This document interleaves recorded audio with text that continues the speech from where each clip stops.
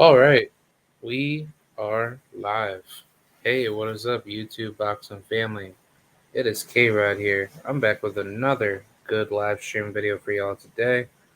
All right, let's get right to it. First of all, shout out to Mark Reyes Jr. for another good interview that I had with him. Definitely got to do that again. I'm gonna definitely get back with him once we chop it up again after his fight with Eric Bone, February 25th. Don't miss it. Can't wait for that. That's going to be a damn good fight. Um, on top of that, I can't wait for Joseph Adorno's fight. That'll be interesting. And we have Joseph Adorno's brother. He'll be fighting this upcoming next week, if I'm not mistaken, Jeremy. So huge shout out to Jeremy Adorno and his brother Joseph. Very nice people. I got along with them. Be sure to check out their careers and check out their upcoming fights because I definitely believe that the Adorno brothers are going to make some noise in the near future. So, yeah, February 18th, that is when Jeremy will be fighting. He will be on this card on the Jermaine Ortiz versus Nahir Albert fight, or Albert fight card. And that actually is going to be a really tough fight for Jermaine Ortiz. He definitely has a really dangerous opponent in front of him. Nahir is no joke. That's what I hear. He may not have a lot of power, but I know in his last fight he got a TKO RTD, or I guess ringside doctor stoppage. So yeah, uh, I think Jermaine should definitely do good in this fight, but it's not going to be an easy outing. That's for sure. So I'm definitely looking forward to seeing what he's going to do. So yeah, let's get right to it. We're gonna just give my post fight reactions to all these fights. I'm probably not going to cover every single fight. Um, some of these fights I don't really care for, but we'll just go for like the more notable fights that actually had some good controversy to it. So yeah, let me just pull it up real quick, and yeah, it's gonna be interesting. So all right, here we go. So the very first fight that I saw that was a little bit interesting was let's say I'll go with the Austin Williams all the way to the main event. Um, Austin Williams versus Juan Maciel, if I'm not mistaken. That's his name. Oh, Javier Maciel. Yeah, that was a good fight. I mean, Austin Williams did what he had to do. Maciel was a veteran. Um, Obviously, he wasn't like the best competition because the original opponent pulled out. So I'm pretty sure Maciel just took the fight on short notice because that's what I heard what Austin, was going through. So the original opponent wasn't able to fight him. I forgot who was the original opponent for the fight. I think Austin was supposed to fight. Who was he supposed to fight? I'm trying to look at his tapeology, but no, I don't. I don't think that was supposed to, be that opponent that he was supposed to fight. But yeah, I mean that was a good victory. I mean, people say Austin Williams is super green in boxing, but I just say like Austin Williams, he's like he's developing fast in the game, so it's like I don't blame him for just fighting any opponent that's available, but I say like his 2021 run was actually pretty good, even though he hasn't been back in the ring for quite some time, simply because after his victory over Dennis Duggan, leading forward to the Quantavious Cash fight, that obviously was held off for quite some time because Austin he had some mental issues going on, with his life, so he wasn't able to stay focused in the ring. So, I can definitely, agree with why he's been out the ring for quite some time. But Now Austin Williams just getting started. He's only 25 years old, and he'll be like what 26 and I forgot when. Yeah, he'll be 26 in like 3 months. So that's like in May. So I mean, honestly, like, how do I see Austin Williams developing in the future? I think honestly, Austin Williams should be ready for the top dogs in his division. I'd say by like the his I say by the 15th fight. By the 15th fight, you start giving him step ups, and you start edging up the competition a lot more sharper. But I say at this point of his career, he definitely wants to be moved fast. So I think what Austin's probably going to do, he's going to start fighting some like undefeated killers. Personally, I like to see a guy like Nikita Ababi. I think that's a damn good fight at 160. And then after that, I like to see him in the ring with who's that other guy? He's a really, really good fighter. Uh, I'm trying to think of his name right now. I'm actually going to take a look at it on BoxRec. He's a really, really good fighter. He can crack. But well, actually, I don't know if it's too early, but could a fight with Jason Rosario be a good fight? Because I think Jason Rosario is a fucking good matchup. Because if you think about it, Jason Rosario, he's like coming up in weight. And actually, wait, actually, no. No, I can't say that because Jason Rosario just fought at super middleweight. So he's probably going to campaign at super middle. But if he decides to go down to middleweight, um, yeah, I mean, I don't know if that's a possible fight for Austin, but I like to see that fight. I'm down. I'm down to see Jason Rosario fight Austin Williams. That's a tremendous good fight. But yeah, I like to see that fight. But the other fighter that I was thinking he should get inside the ring with would be who's the other guy? Uh hmm, I don't know. It was on my mind, but now that I'm thinking about it, I'm trying to think who was the guy that he was supposed to fight. Hmm, I'm trying to think of his name. It's not oh, Emmanuel Alim. Yeah. I like to see Austin in the ring with Emmanuel Alim or put him in the ring with Christopher Pearson. Those are damn good fights. Or if you want, I wouldn't mind the the other fighter that should have won against Felix Cash, which I'll get to in a bit.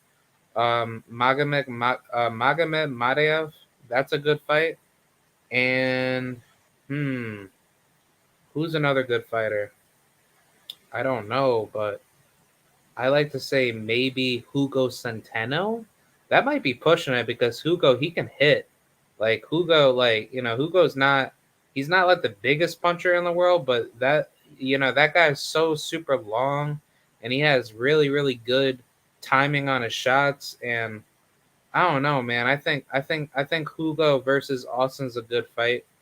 I actually want to mind a fight with Antonio Todd.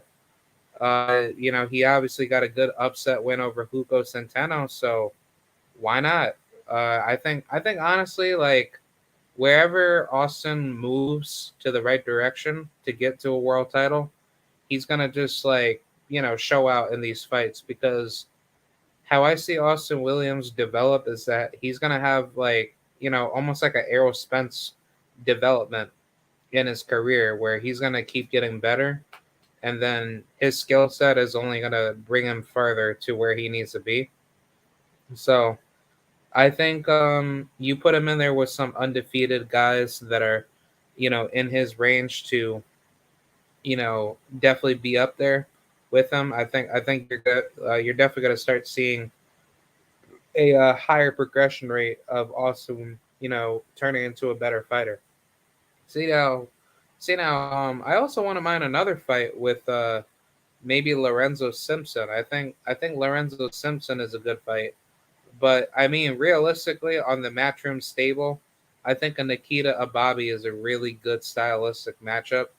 They're both undefeated, and I think that's a damn good fight because even though I wouldn't mind a fight with maybe Sonny Duverson, but it's like Sonny Duverson, like I don't I don't like how he's developing as a fighter, and I think he's just, he's now turning into a gatekeeper where he's not able to like transpire his abilities and his skills all the way through. But I think Sonny Duverson is a lot more better at I don't know, maybe like I like to say 154 is his, it's his better weight class, but I mean if he think like, if he believes like 160 is like the better way to go, I think Sonny Duverson should be better at 160.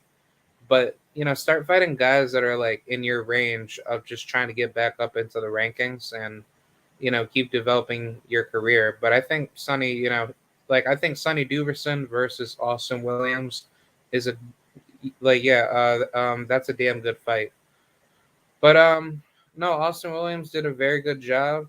Um, his development is only getting better, and I think what Eddie Hearn's probably going to do for him is that, he's going to start reaching out to all these top level middleweights that are in his top 100 rankings worldwide, and start getting these guys up inside the ring with him, because I think Austin can definitely beat everybody at middleweight. I don't think he's really gonna have that much trouble, because unfortunately Jamal Charlo doesn't seem like he's going to be boxing anytime soon due to his legal issues. But hopefully he can get through that. But I think knowing that he's not gonna make it at the middleweight division anymore, he's gonna start fighting at super middleweight from what we hear.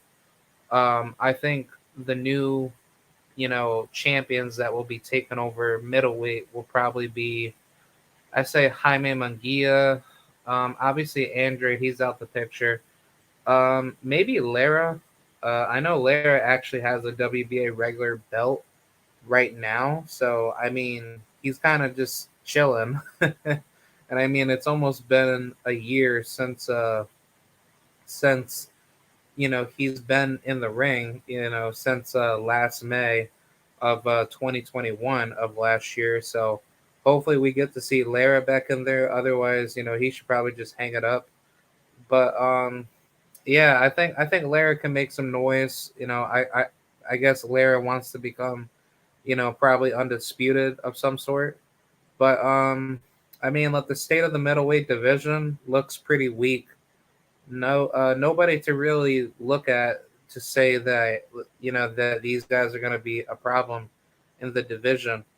But I think honestly, like if you were to ask me, I think what the better way to go for the middleweight division is that Jaime Munguia, he's going to become a champion, and then he's just going to keep developing, and then he's going to start having more progress with trying to unify.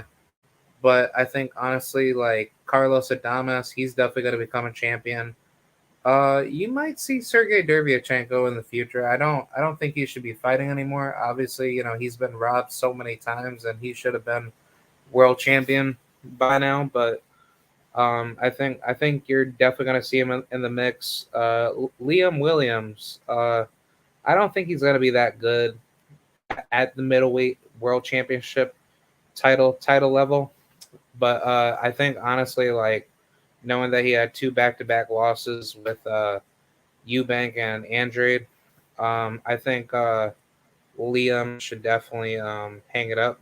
But if he still wants to keep on fighting, he'll very well definitely be facing some other killers.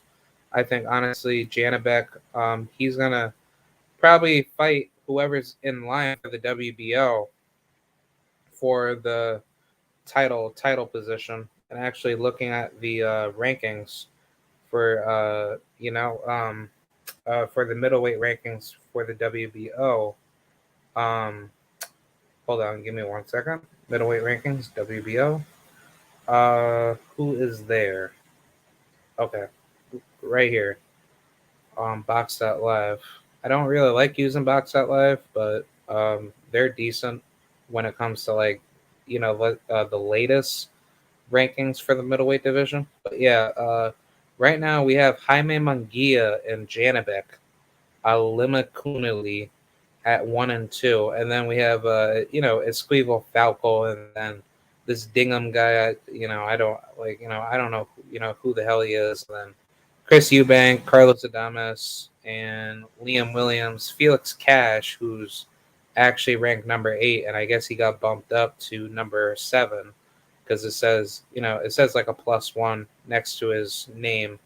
So he's probably number 7, and then Liam's probably, I probably say number 8, and then Kanat Islam, he went down from number 9 to 10, and I say Hardman, he probably has to be number 9 or whoever, but I'm just going by like who's here on the rankings. But yeah, nobody really special, and sadly, Hugo Centeno's number 15. So I don't know, man. These rankings are so weird, and I hope Hugo becomes a champion because I think Hugo has like a good chance of, definitely, winning a title.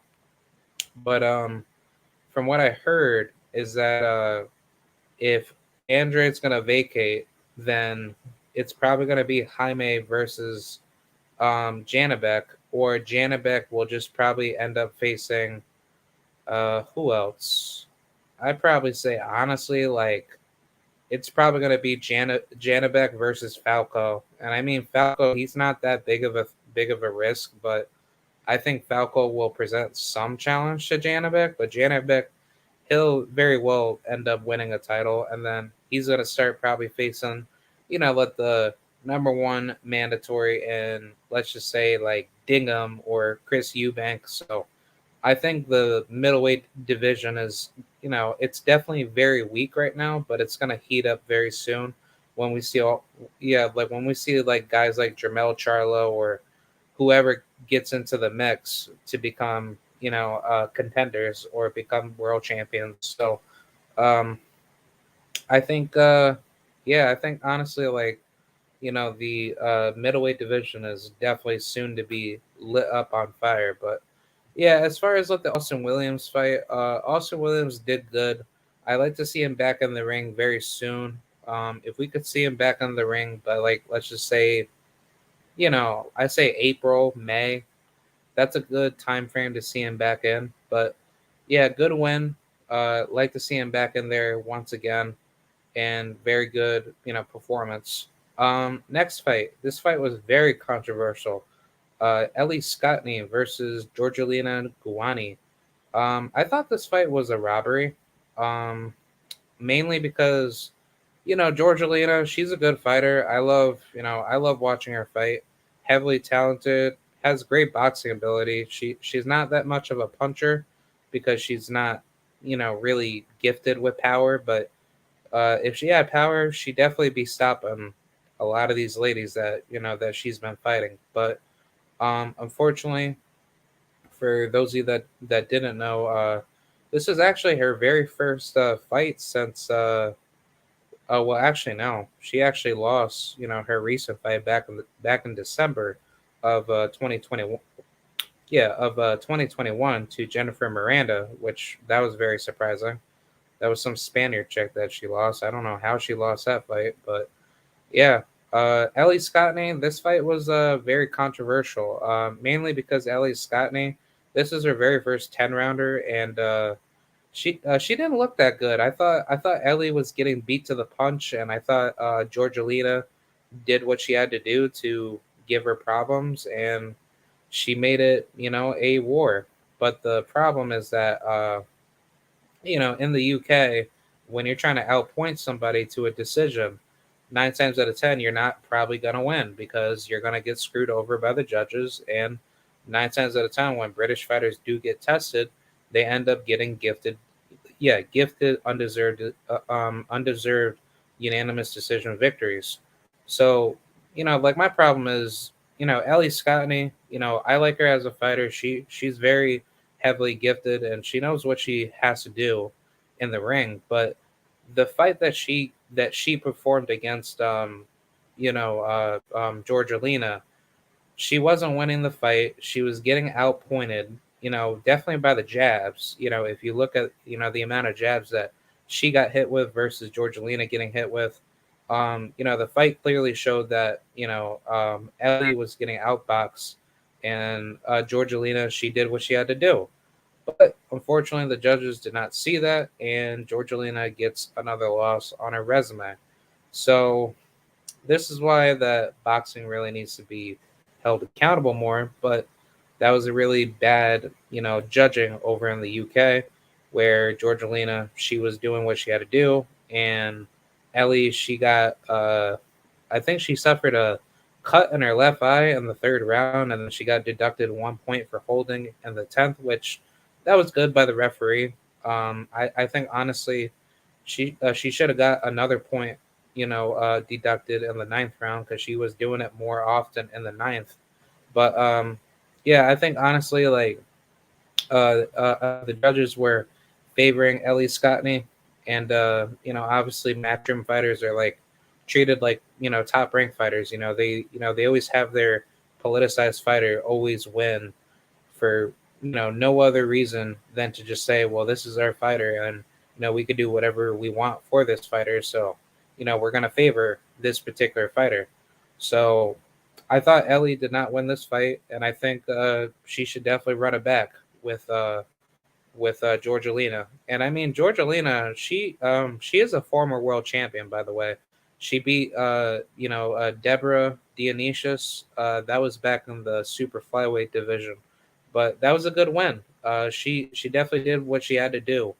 And then after that, she obviously had she had a majority decision draw against Michaela Milagros Lujuan, in which she's a damn good fighter too. Definitely go check her out.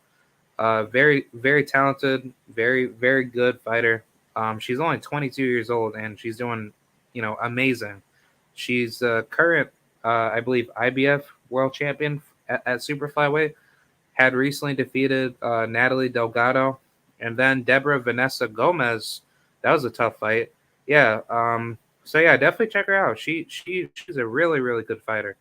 But yeah, those were really really tough fights that Deborah been in. She obviously lost to Rachel Ball, which that was a very difficult fight for her. She said that she had taken that fight off. She had taken that fight on short notice and she wasn't preparing for the fight. So she ended up missing weight, and then that wasn't really her best performance. And then I'm not so sure about the Jennifer Miranda fight. I think she said the same thing for that one. She wasn't preparing for that fight either. So I don't know. Like, I mean, Ellie Scottney, that was a really good performance by her. She definitely did what she had to do, and she showed out. So I think Georgialina should be given more opportunities, and she's definitely going to keep rising. She's only 29 years old, so much love and respect to the queen, to the champ. But yeah, man, definitely give that girl her shine, bro. But as for Ellie, definitely need to work on your skills more, and I would like to see her be tested at a higher level. So I think Ellie's gonna probably end up facing. Honestly, like if we're gonna think of anybody that's a threat right now, uh, hmm, I want to mind a fight with Karina Fernandez. That would be a difficult fight. But I mean, what Eddie Hearn's probably gonna do is that well, obviously Jackie Nava is still boxing, and I don't know about Mariano Juarez, but if she's still fighting, she'll probably very well take that challenge um to fight whatchamacallit, Ellie Scottney. But I'm pretty sure Ellie, she's probably gonna go after like the weakest link. And I don't even know who's like the world champion at uh well actually yeah, let me take a look at that because it's very clear that actually no. Who's the champion at super bantamweight? Actually no, hold on. WBA super bantamweight. Yeah, WBA female super bantamweight champion. Because I know who is like the champion, but I'm trying to figure out who yeah, like who the hell has that belt, because I'm pretty sure like it has to be some Mexican chick that I forgot her name, because I know that who Miss Yamileth Mercado, she's the champion at 118, or no, she's a champion at super bantamweight. I'm sorry, and I don't know who's the champion at for the WBA. Uh, that's really weird. But hold on, give me 1 second. Welterweight, no, we need super bantamweight. Here we go. All right, Mary Lynn Rivas. Actually, no. So wait, actually, the hmm, I don't even know if Marilyn is still the champion though, because she hasn't defended her title since like whatchamacallit, since 2020. So I mean, right now it says that the WBA has her as their champion. So I don't know. Like I mean, like if anything, if she is still the champion, uh, congratulations to her. But still, I don't know if she's gonna make a title defense. But let's just say if it is vacated or it is vacant, I think what's gonna happen is that the number one and number two are gonna fight each other. And actually, I don't know anything about the very first fighter from Argentina. Her name is Nazarena Romero. Uh, she's from she is from Argentina. She's number one, and then Fatima Dudieva. Yeah, I know that girl. She from Russia. She's a decent fighter. Not the best fighter, but they're probably gonna end up fighting each other, and then from 3 all the way down to 12 is other women that I don't know. Siegelin, Lefebvre, April Adams, Alyssa Sanchez, that's a Venezuelan chick that fought Jackie Nava back in the day twice, and she lost, unfortunately. Felmy, Sumehe, Laura Ledesma, yeah, that's that Panamanian chick that Maryland beat. Yeah, she's a good fighter. Liliana Palmera, Mary Romero, that's a Spanish chick that knocked out Amy Timlin, and Amanda Pavone. Wow, she's actually ranked. Wow, good for her. Juliana Basualdo, Sabrina Perez. So, I mean, it's nothing, nothing special. So, I don't know. Honestly, I want to say that the WBA has to be vacant, but I mean, if that's probably what's happening, then I don't know, man. But yeah, I thought Georgialina won this fight. Ellie did not show enough separation in the fight to be victorious, but I'm pretty sure she's going to end up facing, anybody in the top 10 out of the WBA that I see here, or that I saw from their rankings. That's probably going to make it, that next possible fight for Ellie. So definitely like to see what she's going to do. All right, so the next fight was Felix Cash versus Magamet Madiev. This fight was an absolute robbery. Felix Cash, he was getting outboxed. He wasn't really doing that much. He was getting touched up without the same shots by Mr. Magamet Madiev, and that fight itself pretty much showed that European fighters are really weak-bred fighters, and when you face a lot of bums in your career and not test yourself to the highest maximum, then you pretty much end up getting knocked off by somebody that's gonna pull your number in the ring. But this pretty much showed it. Magamet Madiev did a really good job. Felix Cash, he was cut over his left eye. He got downed in round 2 and round 10, and he was deducted for holding in the 10th. And he barely won this fight. I didn't think he even won this fight at all, but the problem was that the judges did not see the amount of holding that he did in this fight.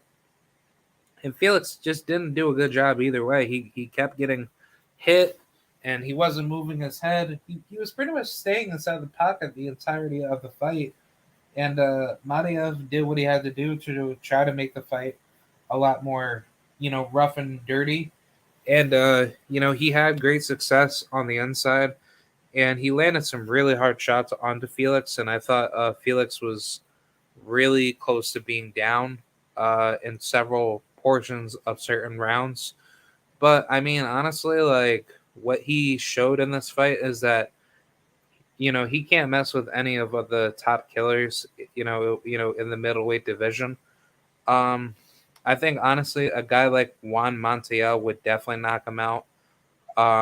Definitely a guy like Rob Brandt, I would definitely favor Rob Brandt beating him. Austin Williams could very well defeat him. He's in the top 25 on BoxRec. Um, it may be kind of weird for me to say this, but even a guy like Vincent Fagenbooth has the style to beat him. It seems like Felix is a very he's very open to pressure, and when you start pressing him, he's really not that good of a fighter on the inside. He could do his thing on the outside, but on the inside, it's just like he kind of looks like dog food for a lot of guys that will end up hurting him in massive exchanges that will end up being his detriment to failure. But I guess if he's not going to make those adjustments to fix his game, then I could definitely see Felix getting knocked out by any of the top 15 guys. Well, minus Kanat Islam, he's not that much of a knockout puncher.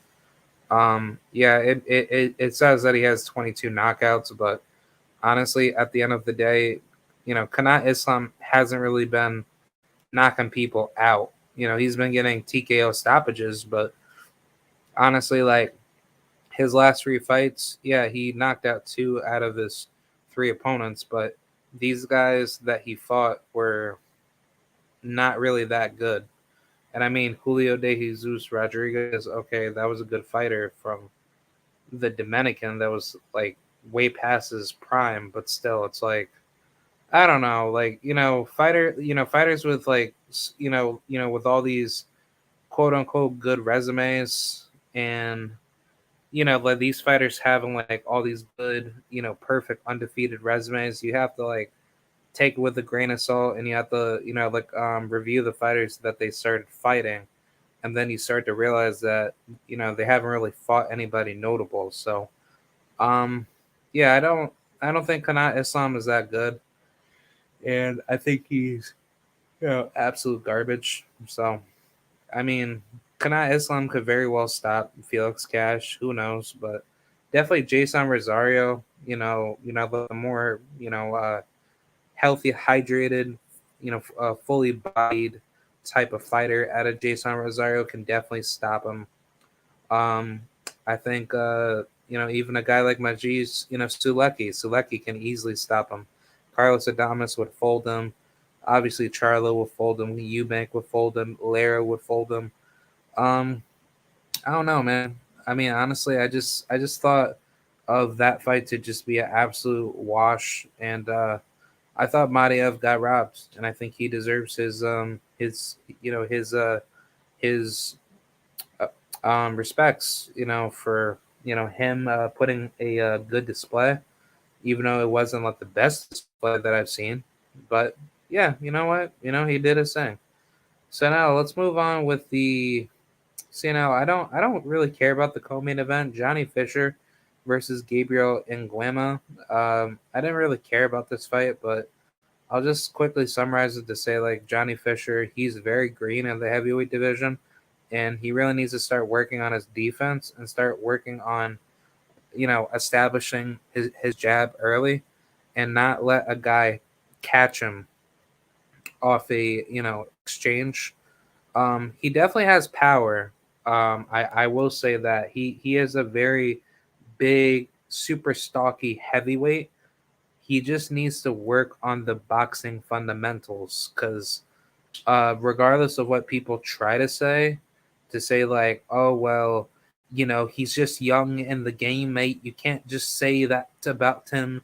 Blah blah blah. Well, yeah. Well, I have every right to say what I have to say about him because even though that was his fifth fight, he hasn't really done the things that you would expect a heavyweight to learn in 5 fights.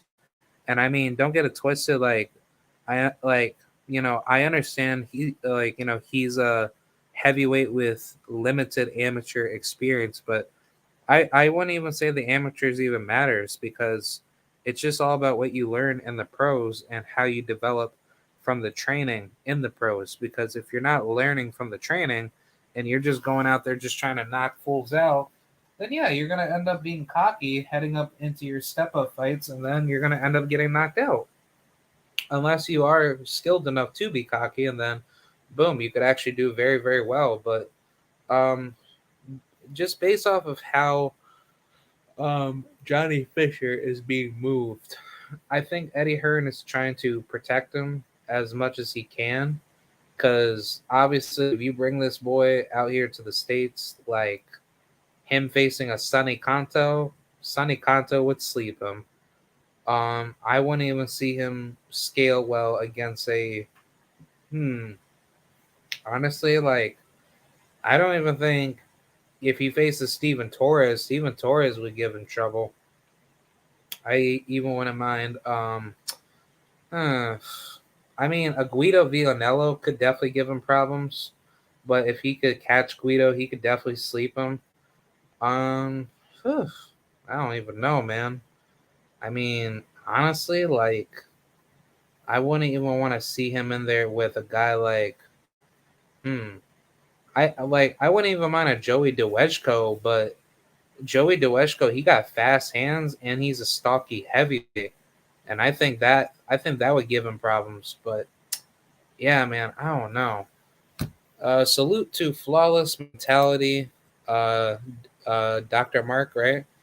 Salute to you. I appreciate you, for coming by. But yeah, man, that's just really weird of how you know uh these heavyweights are actually coming up. But as far as the opposition goes, I think Johnny Fisher, he's gonna get better. He just needs to work on just getting his defense up and just working on the fundamentals of his jab. And eventually, he's gonna make some noise in the heavyweight division. It's the same thing that I see with Fabio Wardley. I'm not sold on UK fighters until they step up their competition and then they start fighting fighters, on the other side of the pond, in the US, or any top known fighter in the heavyweight division, or whatever fighter that they fight at the highest level. That's when I'll start respecting those type of fighters. But at the end of the day, like I just think like where things are going right now in boxing is that a lot of fighters are afraid to have their O taken away. So the problem is just that you start to see a lot of this selective matchmaking done by the promoter. And what the promoters like to do is that they like to keep the fighters in house to set those fights up for the fighters. And then when the fighter's ready to say, okay, I'm ready to step it up for the world title, then that's when fighters start getting put up against, the low tier level, high level fighters. And then that's when like a world title shot is granted through whatever sanctioning body BS that they can go through to go through the least amount of risk in matchmaking. Because if you were actually matched up tough, you wouldn't have a problem crossing over to other platforms and facing, the more dangerous fighters, especially guys on the PBC or some dangerous fighters that are on top rank. So I think for Matchroom and DAZN, if Eddie Hearn wants to like obviously if Eddie Hearn wants to make big money in boxing, if I'm in his shoes, I would start making all the biggest fights in boxing by saying, "Hey, we don't care where the fight is held between Errol Spence and Terrence Crawford, but I'm Eddie Hearn, and I will offer big money to both parties, regardless of what the purse splits will be." So if you're able to fork in that money between those bigger draws in boxing, then DAZN can easily take over boxing. They can easily do what the PBC is doing by saying, well, screw the promotion. Let's just have the fight.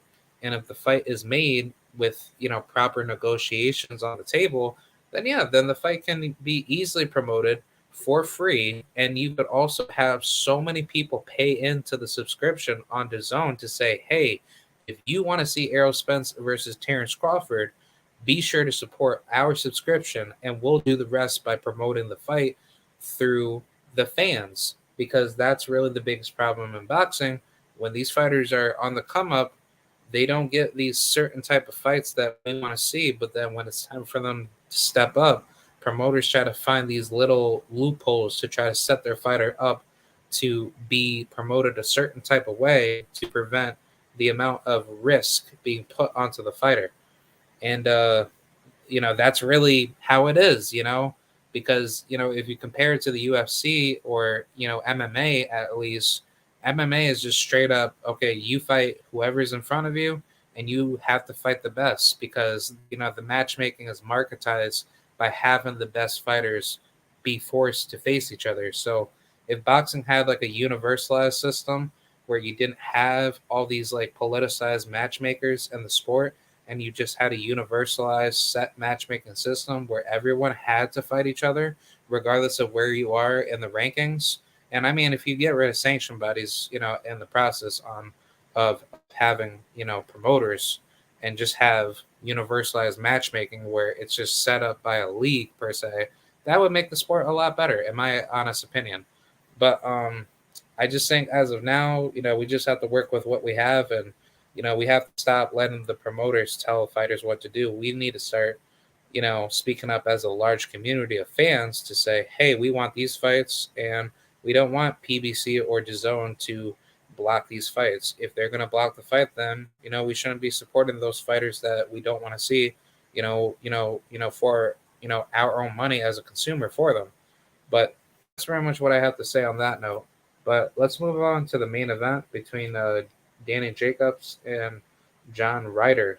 Um, this fight was a very difficult fight for me to call. I thought Danny Jacobs did what he had to do in this fight. It was a very competitive fight until the very end. And the thing is that Danny Jacobs, he's a very good fighter when it comes to starting out early, but then late game, he tends to have a bit of a fading game. And I think it showed that in the fight with John Ryder. I thought Ryder did what he had to do to make the fight competitive, but at the end of the day, um, pressuring your opponent doesn't help you win the fight. It's having the certain type of punches to score in the fight for the judges to see it. And I thought Danny Jacobs did enough of that to win the fight. And I thought Ryder knew that he wasn't doing enough to actually make the fight his fight. And I think that's what he was trying to do versus actually trying to break down Danny's style. And then he could, land success on him to try to make the fight more ugly. But I thought, honestly, like for this fight, um, Danny Jacobs did what he had to do to make the judges look at what they needed to see. And I thought Danny had the more cleaner, more accurate shots, and he displayed a more higher, uh, decent ring IQ, I would say, to actually, win the fight. But I can see like why the judges over in the UK don't favor that, and they just look at like, oh well, if John Ryder, if he hits Danny with that one big shot in round one, and let's just say Danny's like outboxing him for the one round, but then if John hits him with that one big shot, then the judges will just give 10-9 to John Ryder. And I mean, I just found that absolutely disgusting because, by looking at the scorecards, um, we basically saw like a very nip and tuck close fight for basically stating that this was a 12 rounder for a WBA title eliminator for the super middleweight, weight class rankings, but still, all three scorecards was 115 to 113. Two out of three of them were for John Ryder. And you mean to tell me that John Ryder won 7 rounds to 5 to to Danny Jacobs when John Ryder wasn't doing anything for like the first I'd say at least seven, like at least up to 7 rounds, to Danny Jacobs. And Danny Jacobs was doing good. He wasn't doing a bad job. He was doing what he had to do to try to win the fight. But at the same token, it's not like John Ryder was doing anything better. It was just like both of them were very like, they were decent, but that you could have saw something better out of them.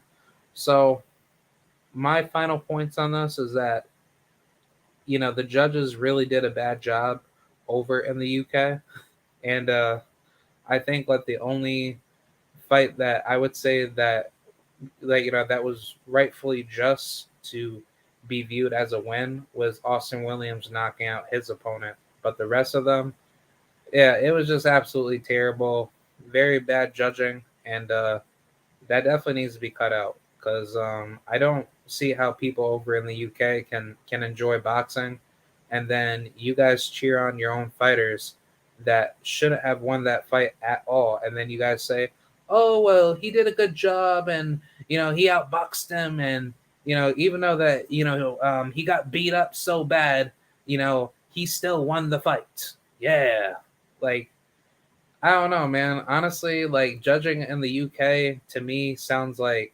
there's some weird mist in the air that makes those people like brainwashed to think like corruption is okay with bad judges in UK boxing. But America isn't no different either. But it's like the US has proven to be like less corrupted with having like lower level fights to be judged a little bit better. But I don't know, man. That was very disgusting to like watch those fights. But salute to Dr. Mark. He said, "I'll definitely have to watch that fight. I didn't see it, but I did expect Danny to win." Yeah, same here. Like, I mean, Danny Jacobs is not a bad fighter, and as much as I hated that win that he had over Gabe Rosado, which I thought Gabe Rosado was beating him, and I thought Rosado won, but it was surprising to see Danny lose because Danny, he's a really good standard boxer, and he doesn't really have pressure on him, in those big type of fights. He came in calm, collected. He had his punches together. He definitely didn't look, the greatest, but Danny did what he had to do to try to pull off a victory.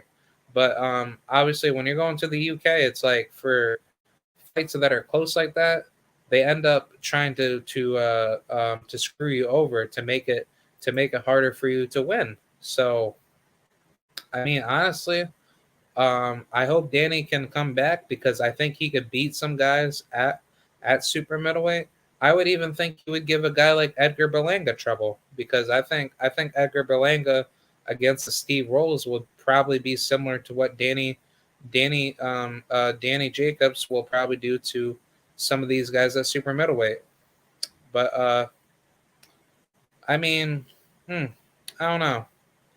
I mean, honestly, like I think Danny, knew what he was going into, and I mean, if he has to, look at what he made, wrong in that fight, I think he'll definitely correct it. But I mean, Danny, Danny's 35 years old, and I don't think he really has that much left in him. And I would personally say this was basically his last fight for him to basically see if he still has it. But I probably say he should definitely hang it up so he doesn't have to be boxing anymore. But if he still got it and he still wants to continue with his career, I'd say a possible fight for the future. I wouldn't mind a fight with like Vladimir Shishkin or any of like maybe let the lower level top 25 super middleweights and then move yourself back up. But either way, that's pretty much it.